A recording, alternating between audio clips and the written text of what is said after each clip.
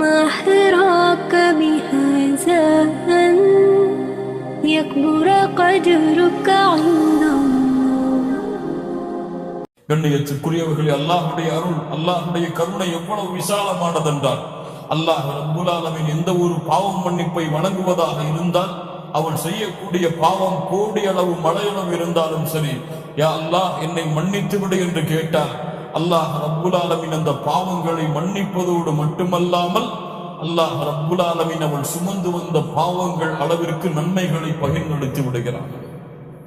அல்லாஹ் கண்ணியத்துக்குரியவர்களே, அல்லாஹ் ரப்புல் ஆலமீன் அவ்வளவு நேசமுடையவன், அல்லாஹ் ரப்புல் ஆலமீன் அவ்வளவு பாசமுடையவன்.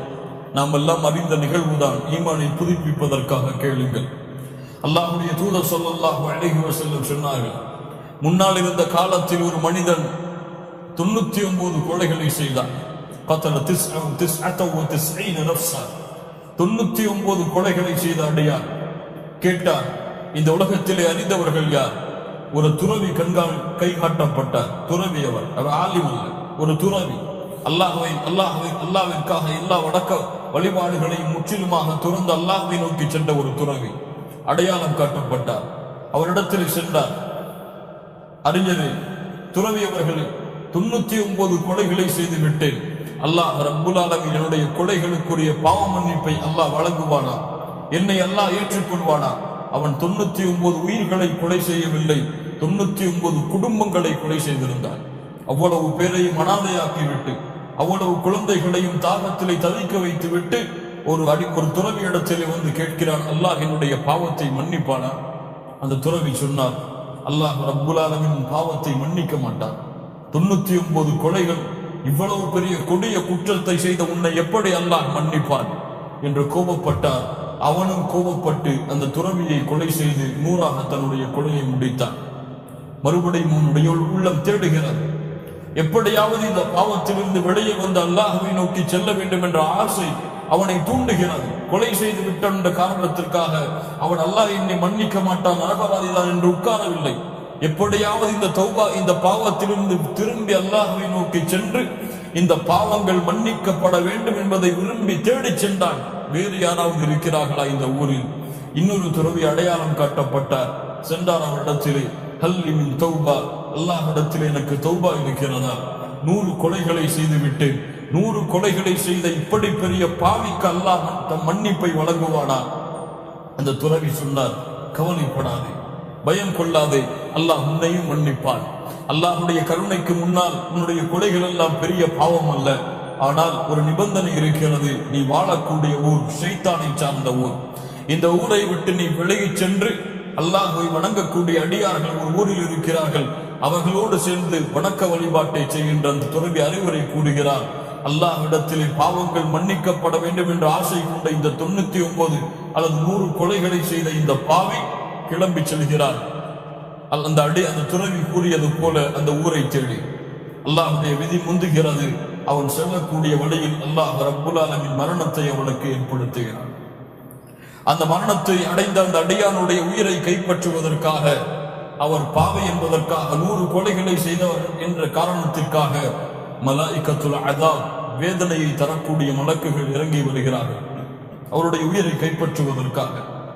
அவர் 100 கொலைகளை செய்தாலும் அல்லாஹ்வை நோக்கி செல்ல வேண்டும் என்ற ஆசை கொண்டு விட்டார் என்பதற்காக மலாயிகத்துர் ரஹ்மா, அருளுடைய மலக்குகளும் இறங்கி வருகிறார்கள். 2 மலக்குகளுடைய கூட்டம். ஒன்று வேதனை தரக்கூடிய உயிர்களை கைப்பற்றக்கூடிய மலக்குகள், இன்னொரு கூட்டம் அல்லாஹ்வுடைய அருளை சுமந்த மலக்குகளுடைய கூட்டம். யார் இந்த உயிரை கைப்பற்றுவது? இருவருக்கும் வாக்குவாதம் ஏற்படுகிறது. அல்லாஹ் ரப்புல் ஆலமீன் இன்னொரு தீர்ப்பாளரை, இன்னொரு மலக்கை அல்லாஹ் ரப்புல் ஆலமீன் அனுப்புகிறார். அவர் தீர்ப்பு சொல்லுகிறார், இவர் கடந்து வந்த தூரம் இந்த பாவிகளுடைய ஊருக்கு நெருக்கமாக இருந்தால், அந்த ஊருக்கு நெருக்கமாக இருந்தால் பாவிகளுடைய உயிரை கைப்பற்றக்கூடிய மலக்குகள் இவருடைய உயிரை எடுத்துச் செல்லுங்கள். இவருடைய உயிர் நல்லவர்கள், இவர் அடைய இருந்த நல்லவர்களுடைய ஊருக்கு நெருக்கமாக இருந்தால் இவரை நல்லவர்களுடைய மலக்குகள், நல்ல உயிர்களை கைப்பற்றக்கூடிய மலக்குகள் எடுத்துச் செல்லுங்கள். அளந்து பார்க்கிறார்கள், இவருடைய உயிர் நல்லவர்களுடைய ஊருக்குத்தான் நெருக்கமாக இருக்கிறது. நல்லவர்களுடைய மலக்குகள் கைப்பற்றி செல்கிறார்கள். ஆனால் நடந்தது அது அல்ல. இதற்கு பின்னால் ஒரு நிகழ்வு நடந்திருக்கிறது. அதுவும் சாதாரணமான நிகழ்வு அல்ல. இந்த உலகத்துடைய இயற்கை அமைப்பையே மாற்றிய ஒரு நிகழ்வு நடந்திருக்கிறது. 100 கொலைகளை செய்த ஒரு அடியானுக்காக. யார் அந்த நிகழ்வை செய்தவர்? யார்? யார்? அல்லாஹ். அல்லாஹ் என்ன செய்தார்? அல்லாஹ் இவனுடைய உயிர் உண்மையில் பாவிகளுடைய ஊருக்கு தன் நெருக்கமாக இருந்தது. ஆனால் தன்னை நோக்கி வந்த அடியார், தன்னை எதிர்பார்த்து நடந்த அடியார், இந்த பாவங்கள் மன்னிக்கப்பட வேண்டும் என்ற காரணத்திற்காக சொந்த ஊரை விட்டும் துறந்து இன்னொரு ஊரை தேடிச் சென்ற இந்த அடியான் என்னை நோக்கி வந்த காரணத்தால் இவனை ஒருபோதும் வேதனையுடைய மலக்குகள் இவன் உயிரை கைப்பற்றுவதை நான் விடமாட்டேன் என்று அல்லாஹ் ரப்புல் ஆலமீன் பூமியுடைய இயற்கை அமைப்பையே மாற்றினான். அந்த ஊருக்கு கட்டளையிட்டார், இவருக்கு அருகாமையில் வந்துவிடு என்று. பாவிகளுடைய ஊருக்கு கட்டளையிட்டார், இவனை விட்டு தூரமாக சென்று விடு. அல்லாஹ் அக்பர், அல்லாஹ் அக்பர், அல்லாஹு அர்ஹமுர் ரஹீம். கண்ணியத்துக்குரியவர்களே, அல்லாஹ்வுடைய அருளை அளந்து பார்க்க முடியாது. அல்லாஹ்வுடைய அருளை என்னுடைய வார்த்தைகளால் விவரிக்க முடியாது. அல்லாஹ் ரப்புல் ஆலமீன் அவ்வளவு அருள் உள்ளவன். அல்லாஹ் ரப்புல் ஆலமீன் அவ்வளவு பாசம் உள்ளவன். அல்லாஹு அஷத்து ஃபரஹன் பி தௌபத்தி அப்தி. அல்லாஹ்வுடைய தூதர் முஹம்மது ரசூலுல்லாஹ் ஸல்லல்லாஹு அலைஹி வஸல்லம் சொன்னார்கள், ஒரு அடியான் செய்யக்கூடிய தௌபாவை அல்லாஹ் அதிக மகிழ்ச்சியோடு அங்கீகரிக்கிறான். எப்படி? பாலைவனத்தில் ஒருவன் பயணம் செய்கிறார், செல்லக்கூடிய வழியில் தன்னுடைய வாகனத்தையும் தன்னுடைய உணவுகளையும் எடுத்துச் செல்கிறான். செல்லக்கூடிய வழியில் அவனுடைய அசதி அவனை முந்துகிறது. அவன் உறங்குகிறான், தன்னுடைய வாகனத்தையும் உணவையும் வைத்துவிட்டு மறுபடியும் விழித்து பார்க்கிறான். அவனுடைய உணவும் இல்லை, அவனுடைய வாகனமும் இல்லை. அவ்வளவுதான். பாலைவனத்திலே எங்கே செல்வது? என்னுடைய வாழ்க்கை முடிந்து விட்டது, இதுவே என்னுடைய மரணம் ஏற்பட போகிறது என்று மரணத்தை எதிர்பார்த்து தொலைத்த வாகனத்தையும் எண்ணி தொலைத்த உணவுகளையும் எண்ணி அவன் உறங்குகிறான். மறுபடியும் விழித்து பார்க்கிறான். இறந்து விட்டோம் என்று நினைத்த அடியான் விழித்து பார்த்தவுடன் அவன் உயிர் அவனுடைய கையில் கிடைத்தது போல வாகனமும் உணவும் அவனுக்கு முன்னால் இருக்கிறது. இந்த மகிழ்ச்சியில், இந்த ஆனந்தத்தில் அல்லாஹ்வை பார்த்து இவன் சொன்னான், அல்லாஹும்ம அன்த அப்தி வ அன ரப்புக். மஅதல்லாஹ், யா அல்லாஹ், நீ என் அடிமை, நானும் இறைவன். இவன் வேண்டும் என்று சொல்லவில்லை. அஹ்தா மின் ஷித்தத்தில் ஃபரஹ். முஹம்மது ரசூலுல்லாஹ் ஸல்லல்லாஹு அலைஹி வஸல்லம் சொன்னார்கள், இவன் அதிக மகிழ்ச்சியில் இவன் என்ன வார்த்தையை உச்சரிக்கிறோம் என்று கூட தெரியாமல் அல்லாஹ்வை பார்த்து யா அல்லாஹ் நீ என் அடிமை என்று சொல்லிவிட்டான். இவன் எப்படி மகிழ்ச்சியுடைய எல்லையை கடந்தானோ அல்லாஹ் ரப்புல் ஆலமீன் இது போன்று பாவத்திலே குற்றத்திலே விழுந்த அடியார்கள் தன்னை நோக்கி வந்தால், தன்னுடைய பாவ மன்னிப்பை எதிர்பார்த்து வந்தால், தொலைத்த வாகனமும் தொலைத்த உணவுகளும் கிடைத்தவுடன் அவன் அடையக்கூடிய மகிழ்ச்சியை விட அல்லாஹ் ரப்புல் ஆலமீன் எல்லையற்ற மகிழ்ச்சியை அடைகிறான் என்று அல்லாஹ்வுடைய தூதர் முஹம்மது ரசூலுல்லாஹ் ஸல்லல்லாஹு அலைஹி வஸல்லம் சொன்னார்கள். அல்லாஹ்வுடைய பாவ மன்னிப்பை யாரும் விவரிக்க முடியாது. அல்லாஹ்வுடைய தூதர் ஸல்லல்லாஹு அலைஹி வஸல்லம் சொன்னார்கள், ஒரு அடியான் பாவம் செய்தான், அல்லாஹ்விடத்திலே வந்தான், யா அல்லாஹ் பாவம் செய்து விட்டேன், என்னை மன்னித்து விடு. அல்லாஹ் ரப்புல் ஆலமீன் கூறுவான், இந்த அடியான் நான் ஒருவன் தான் பாவங்களை மன்னிக்க தகுதியானவன் என்று என்னை அழைக்கிறான், என்னுடைய பாவங்களுக்கு மன்னிப்பை வழங்குகிறேன். மீண்டும் அதே பாவத்தை தொடர்ந்தான், யா அல்லாஹ் மன்னித்து விடு என்று கேட்டான். அல்லாஹ் ரப்புல் ஆலமீன் கூறினான், இவன் நான் ஒருவன் தான் பாவங்களை மன்னிக்க தகுதியானவன் என்று என்னை அழைக்கிறான், இவனுடைய பாவத்தை மன்னிக்கிறேன். மூன்றாவது முறையும் மீண்டும் திரும்புகிறான், பாவம் செய்கிறான்.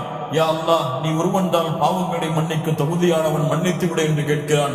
அல்லாஹ் கூறுகிறான், நான் ஒருவன் தான் பாவங்களை மன்னிக்க தகுதியானவன் என்று இவன் என்னை அழைத்ததால் இவனுடைய பாவத்தை நான் மன்னிக்கிறேன். நான்காவது முறையும் திரும்புகிறான். அல்லாஹ் ரப்புல் ஆலமீன் கூறுகிறான், இஅமல் மா ஷி'த ஃபகத் கஃபர்து லக் ஃபகத் கஃபர்து லக். நீ எதை வேண்டுமானாலும் செய்து கொள், அல்லாஹ் உன்னை மன்னித்து விட்டான். தவறாக புரிந்து கொள்ளக்கூடாது. பாவம் செய்துவிட்டு அல்லாஹ்விடத்திலே பாவ மன்னிப்பை தேடினால் அல்லாஹ் மன்னித்து விடுவான் என்ற அர்த்தம் அல்ல இந்த ஹதீஸுடைய அர்த்தம். அல்லாஹ்வுடைய தூதர் ஸல்லல்லாஹு அலைஹி வஸல்லம் அவர்களுடைய காலத்திலே ஒரு சஹாபி இருந்தார். இவர் யார்? அல்லாஹ்வுடைய தூதரை சிரிக்க வைப்பார். அல்லாஹ்வுடைய தூதர் ஸல்லல்லாஹு அலைஹி வஸல்லம் காலத்தில் அவருக்கு ஹிமார் என்ற ஒரு பட்டப்பெயர் உண்டு. ஹிமார் என்றால் என்ன? கழுதை என்ற ஒரு பட்டப்பெயர் உண்டு. அல்லாஹ்வுடைய தூதரை சிரிக்க வைக்கக்கூடிய அடியார். எப்போது பார்த்தாலும் மது குடிப்பார். எப்போது பார்த்தாலும் மது குடிப்பார். அல்லாஹ்வுடைய தூதர் ஸல்லல்லாஹு அலைஹி வஸல்லம் அவர் மது குடிக்கும் பொழுதெல்லாம் மதுக்குடைய சவுக்க அடியை கொடுத்து கொண்டே இருந்தார்கள்.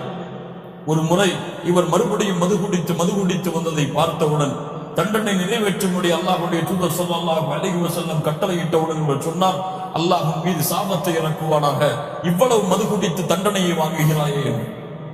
அப்போது அல்லாஹ்வுடைய தூதர் ஸல்லல்லாஹு அலைஹி வஸல்லம் சொன்னார்கள், அவரை சபிக்காதீர்கள்.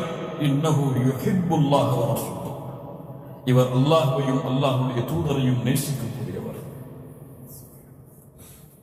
சுப்ஹானல்லாஹ். பாவம் செய்தாலும் அல்லாஹ்வையும் அல்லாஹ்வுடைய தூதரையும் நேசித்தால் அல்லாஹ் ரப்புல் ஆலமீன் நம்மை நேசிப்பானா? அது அர்த்தம் அல்ல. அவருடைய உள்ளம் கல் சுத்தம். அல்லாஹ்வுடைய தூதரை அறிவார்கள், அல்லாஹ்வுடைய அறிவார். அல்லாஹ் ரப்புல் ஆலமீன் கொடுத்த இல்ம, அவருடைய உள்ளத்தை அல்லாஹ்வுடைய தூதர் அறிந்தார்கள். பாவம் செய்தான், குற்றம் செய்தான், இருந்தாலும் அவன் அந்த பாவத்திலிருந்து விலக வேண்டும் என்ற ஆசை அவனை தூண்டிக் கொண்டே இருந்தது. அவனை அறியாமல் மீண்டும் அந்த பாவத்திலே விழுந்தான். அல்லாஹ்வுடைய நம்பிக்கையில் அவன் நம்பிக்கை இழக்கவில்லை, மீண்டும் சேர்ந்தான் அல்லாஹ்வை நோக்கி, யா அல்லாஹ் மன்னித்து விடு. மறுபடியும் அவன் தொடர்ந்தான் பாவ மன்னிப்பில்.